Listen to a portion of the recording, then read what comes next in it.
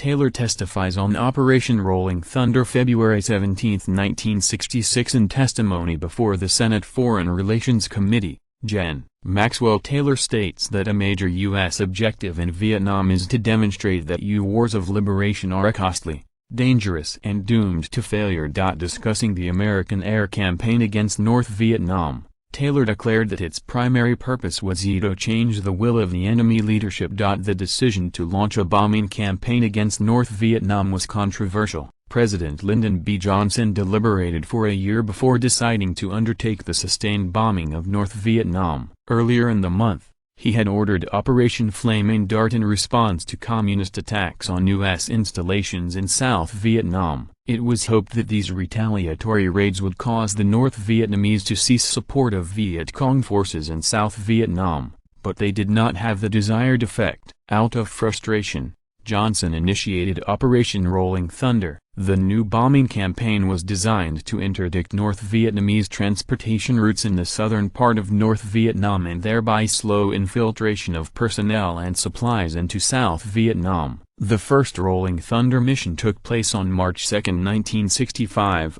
when 100 U.S. Air Force and Republic of Vietnam Air Force (VNF) planes struck the Simbang ammunition dump 100 miles southeast of Hanoi. Rolling Thunder continued, with occasional suspensions, until President Johnson, under intense domestic political pressure, halted it on October 31, 1968. Operation Rolling Thunder was closely controlled by the White House and at times targets were personally selected by President Johnson. From 1965 to 1968, an estimated 643,000 tons of bombs were dropped on North Vietnam. A total of nearly 900 U.S. aircraft would be lost during Operation Rolling Thunder.